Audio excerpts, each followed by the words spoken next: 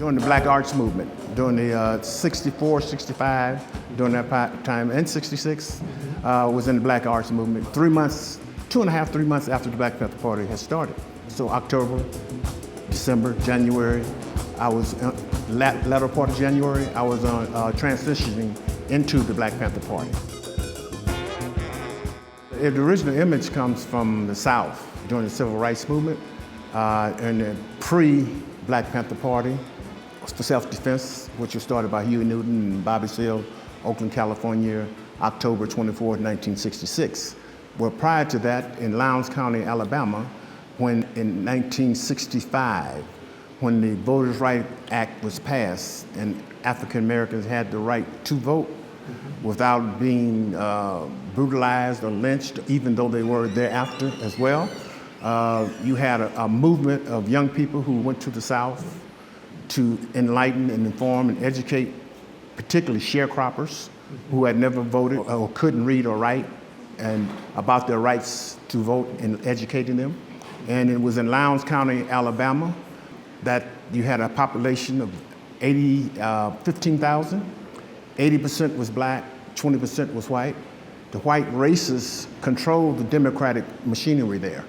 And they had a rooster as a symbol, a croc, a white rooster, for white supremacy that was there for the Democratic Party in Alabama during that time.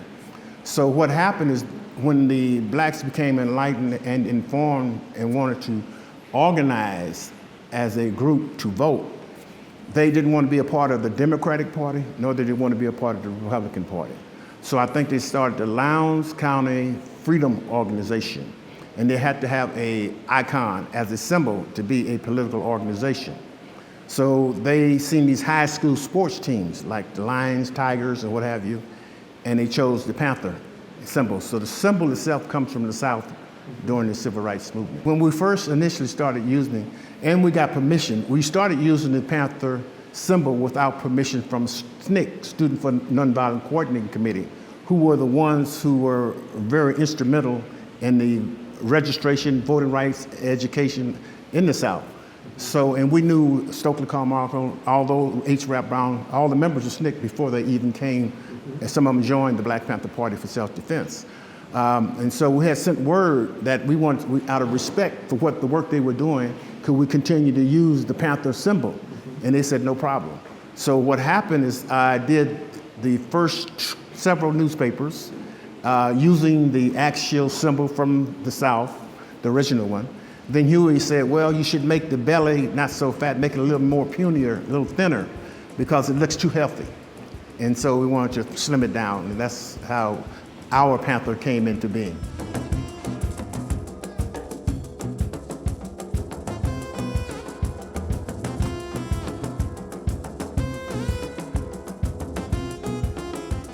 I was the coordinator of all the production aspect of the newspaper, except for the editorial aspect that came under the Ministry of Information. As far as the dealing with the photography, photographers, or dealing with the publication of the newspaper, putting it together, making sure it's ready to go to the printer, that became the responsibility of the area where I was. Along with doing outreach, we did community printing. As we evolved. We also did banners and posters and all the creative needed for different types of rallies and stuff. That became under the responsibility of the Ministry of Culture at the time.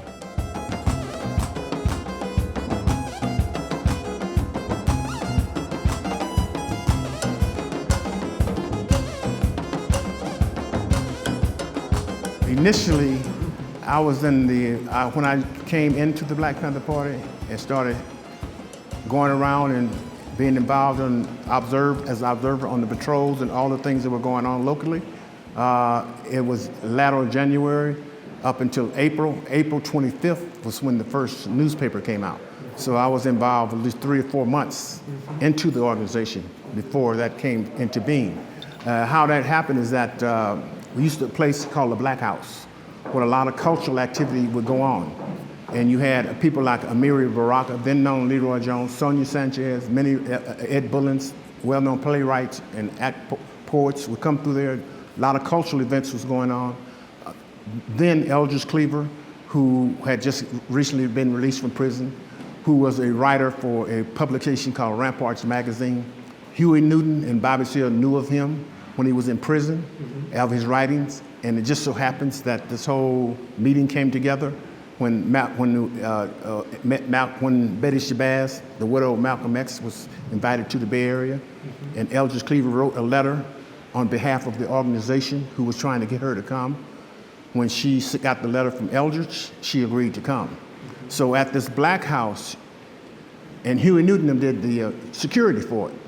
So what happened was that they knew of Eldridge and was looking for him in regards to his ability as a writer to work on the Panther newspaper that they had a vision for. So what happened in the process after them connecting with him, and he had moved to the Black House. It was like a Victorian building, 2 stories. He lived upstairs, a lot of cultural activity went on downstairs.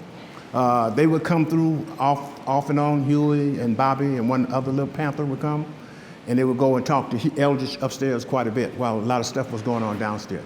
It just so happened that one evening I came through there.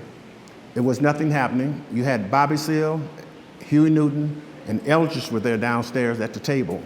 And I seen Bobby working on this, I thought it was a flyer, and he said it was the first edition of the newspaper. And it had been typed on a typewriter. It was done on a legal size sheet of paper, about an 8.5 by 14 inches. I don't know what that is in centimeters, but it was 8.5 by 14 inches. And they had a marker where he had done the heading was the marker, and they had used the same symbol of the Panther that came from Lowndes County, from the South. And so when I seen him doing it, he had markers where he had done the lettering for the title of the article that was on the front of the flyer, and it was copied, it was mimeographed. And so what happened is that I had seen it, I said, well, I can help you do it better, because I still had materials from City College, from going to City College, like stuff that I used to create flyers and posters and stuff. And I said, I'll go home and get them, and I'll come back. And they said, okay. So it took me about a half an hour to go home and half an hour to get back. When I came back, Bobby and them were impressed that I came back. They said, oh, you seem to be committed. And so, but we finished with this particular issue, but we're going to start the newspaper, and we want you to be the revolutionary artist for the newspaper. So that's how it became my first title. And they said, eventually we become the Minister of Culture, but the first title was the Revolutionary Artist. And they had the whole vision for the paper. It would say, tell our story from our perspective, from our point of view. It would be like a double-edged sword. It can praise you on one side and can criticize you on the other. But she did a lot of that in provocative ways. And so that was the beginning of the vision that they had for the paper. That's when I began to work on the second issue of the paper. And that second issue was the issue we call it the May Day issue, when we went to Sacramento. May Day then came on a Sunday, so we had to go on a Monday, which was the second. So, but it was the May Day paper, yes. And that was my first issue of cutting and pasting, doing production work. Hadn't done any artwork at that point, maybe a little sketch or something inside, but hadn't gotten to the pig drawing just yet. And so it was thereafter, because Huey, when we used to work on the paper, we used to be in a Eldridge Cleaver studio apartment. We didn't have no layout tables. We just had regular tables, just regular light. And we had just maybe X-Acto blades that I had, or some scissors and some glue and typewriter, where we typed everything on type, and some rub-off type for the headings and stuff like that. And so that was most of the paper composed of that type of elements. It was done with those type of elements. And so that was the beginning of how we began to develop the paper. It was like Huey was talking about it like it was a portable paper. You could pick it up and take it wherever you need to go to put it together. And he referred to like the Vietnamese, when they were in the jungle with the mimeograph machines. They pick them up, send out propaganda wherever they were. So that's the same concept and principle of what we had in the beginning. Because we used to move from time to time, from house to house, and we still had to do the papers. So we had to set up a table, maybe a 2x4x4 or something, put it on 2 ends or something. That would be the layout. That would be the place where we laid out the table. For the first maybe 6 months to a year, till we got our first central headquarters. Then we had people who had technical skills of engineering, put stuff together. And so we built our own layout tables and things like that.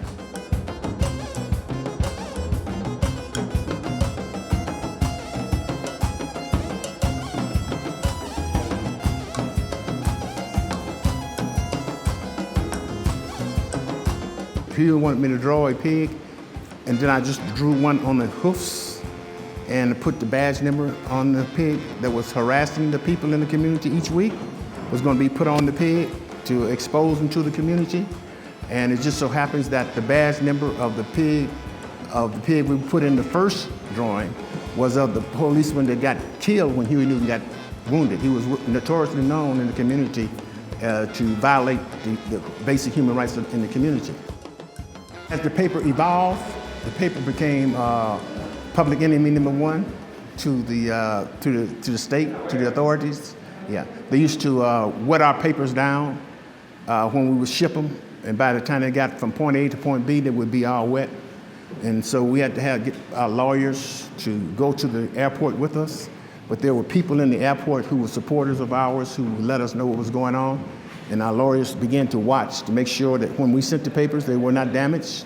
And we had lawyers at the other end with Panthers to pick up the papers to make sure that and that kind of resolved that issue in that context. But they would harass paper sellers from very misdemeanor, minor charges all the time.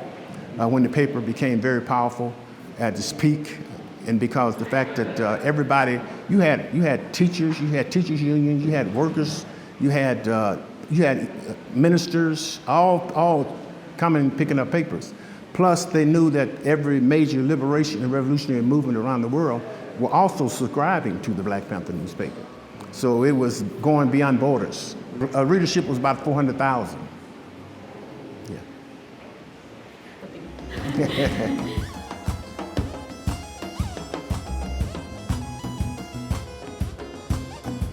It was more symbolic, but it was also a reflection of the feelings of the community, the frustrations, the desperation, and also the self-determination and defiance in that context as well, in the artwork with the guns itself.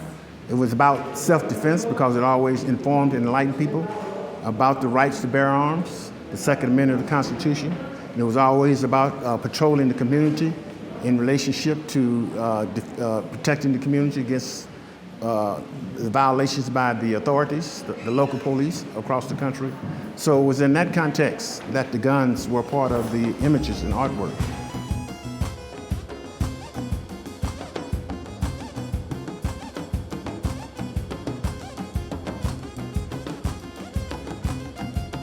We were revolutionary, progressive-minded, and I thought that would be a good idea to do some Christmas cards. And people really liked them. They could get them, they were cheap, they were $1 each, $1 a box, yeah. So they were really, really inexpensive. In the beginning stages, we had to send everything out. But as we evolved, we had our own in-house production where we could do everything except for a newspaper. We could produce anything other than a newspaper. And we also did early days through speaking engagements, through buttons, selling of the newspapers. That was the funding in the initial phase of the Black Panther Party.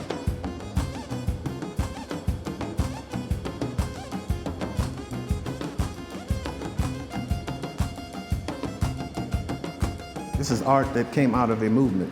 So it's a reflection of the politics and inspired by the politics. So there you're trying to share this information with the broader community in relationship to people, because there were people in the community who didn't have reading. They weren't readers. They learned through observation and participation. So when they got the artwork, they could get the gist of what the story was about.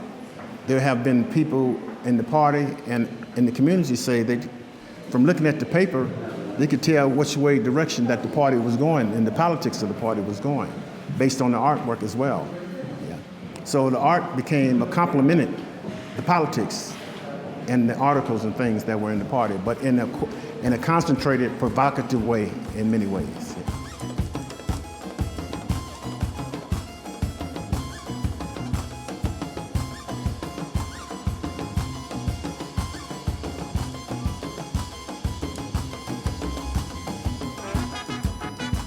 people ask me, well, how come Alden or others have the work and you don't have it? It's because we weren't collectors. We were trying to disseminate information and share ideals. And so it just happens then, fortunate enough that you had people like Eldon who had family members who are members of the Panthers and others who, progressive activists who had materials that will be able to contribute today for the different exhibitions, and particularly this amazing exhibition here. I'm delighted that Colombian people will come to the exhibit and to see the retrospective exhibit, historical perspective, in context of what the Black Panther Party reflected in its artwork and in its politics as well.